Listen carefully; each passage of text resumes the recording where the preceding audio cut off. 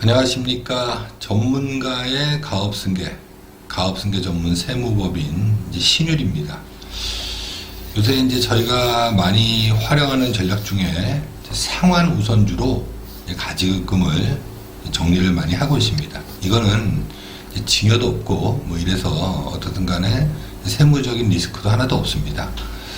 저희가 사실 이익 수확도 많이 했지만 최근 들어는 이 상환 우선주 전략을 통해서 가지급금을 많이 정리하고 있습니다.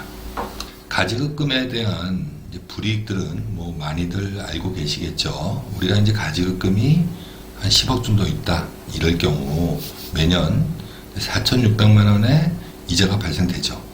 이건 대표님들이 이제 갚으셔야 되는 거죠. 그런데 이제 보통 이걸 갚지 않기 때문에 매년 이제 가지급금이 이렇게 늘어나는 거죠. 두 번째는 이 4,600만 원 정도의 법인의 이익, 그러니까 이자 이익이 생기다 보니까 이제 법인세를 또 내셔야 됩니다. 4,600만 원에 대한 이제 법인의 이익이 잡힘으로써 매년 이제 1,012만 원 정도 추가로 이제 법인세를 또 내셔야 되죠. 세 번째는 우리가 그 은행이나 뭐 이렇게 금융기관에 돈을 차입했을 경우 이 부채에 대한 이자는 당연히 이 비용 처리를 받죠. 그렇지만 가지급금은 네가 개인적으로 쓴 거 아니냐. 그래서 이거는 회사랑 무관하다. 그래서 이제 이자 비용에 대해서는 비용 처리를 못 받죠. 이거 말고도 회사의 이제 주식 가치가 높아지는 불이익도 있고 또 이제 기업 신용 등급도 뭐 이것 때문에 이제 떨어지죠. 이거 말고도 사실 여러 가지 불이익이 있죠. 자, 근데 이제 상법 345조에 보면은 회사는 정관으로 정하는 바, 이게 그 정관에 이제 정해야 된다는 거죠. 정관에 정하는 바에 따라 회사의 이익으로서, 회사의 이익이라는 거는 뭐 미처분 이익, 잉여금을 얘기하겠죠. 이거로서 소각할 수 있는 이제 종류 주식을 발행할 수 있다. 이렇게 나와 있습니다. 다시 말해서 상환 우선주로 주식을 발행하거나 아니면 기존의 보통주를 상환 우선주로 변경할 수도 있습니다. 이렇게 한 다음에 주식 매수 청구권을 활용해서 내 주식을 법원에서 사달라 이렇게 했을 경우에 이때 소각을 하면 회사의 이익 잉여금으로 소각할 수 있다는 겁니다.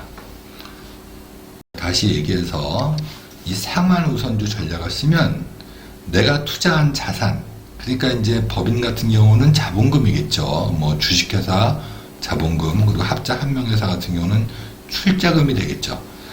이 자본금을 소각해서 가져옴으로써 미처분 잉여금으로 돌려받을 수 있다는 거죠. 내가 출자한 자본금을 회사를 청산했을 경우에는 당연히 세금 없이 받아올 수 있는 거죠. 이걸 좀 미리 받아오면 우리가 그 불필요하게 이런 가지급금 미리 받아와서 이 가지급금을 정리하면 이런 불필요한 불이익을 안 받겠죠. 자, 다시 얘기해서 우리 회사가 자본금이 10억이고 가지급금이 또 10억 있다. 그리고 또 미처분 잉여금이 한 30억 있다. 이 잉여금 안에는 가지급금이 있는 겁니다. 그렇지만 이 상환 우선주 전략을 쓰면 자본금은 그대로 있고 이익 잉여금이 이렇게 줄어드는 겁니다. 자, 이때 세금 없이 이걸 가져오려면 이제 두 가지가 필요합니다. 첫 번째, 주식의 출자 범위, 그러니까 내 자본금 범위 안에서 상환 우선주를 소각하면 됩니다. 당연하겠죠. 이거는 내가 이제 출자금이 5억이다 10억이다 이 범위 안에서 하면은 당연히 세금은 없습니다.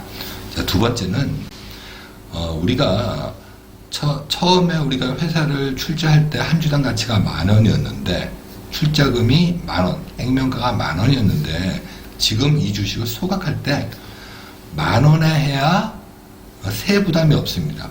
더군다나 주주가 여러 명일 경우에 주주가 균등하게 해야 됩니다. 주주가 이제 균등하게 하지 않고 어떤 사람은 하고 어떤 사람은 하지 않으면 다시 얘기해서 A는 하고 B는 안 한다.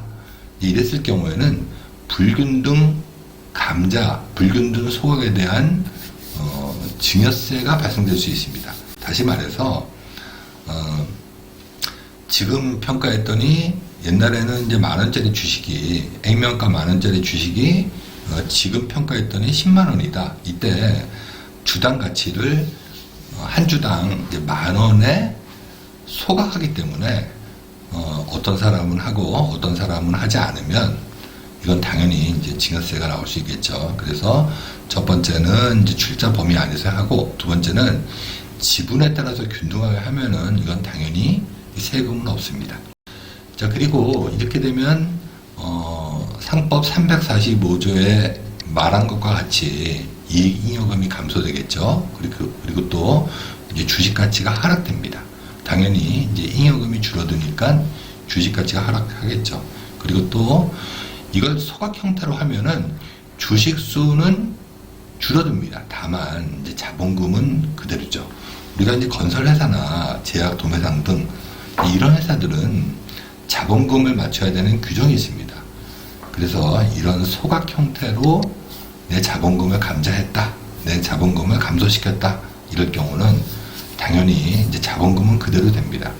자, 그리고 이제 가업승계에 용이하죠. 이거는 왜 그러냐면 우리가 어떻든 간에 그 소각 대가를 가져올 때 현금으로 가져와도 되지만 비업무용 부동산으로 가져와도 이거는 되는 겁니다. 그래서 이제 가업승계에 전략을 쓸 때 용이하죠.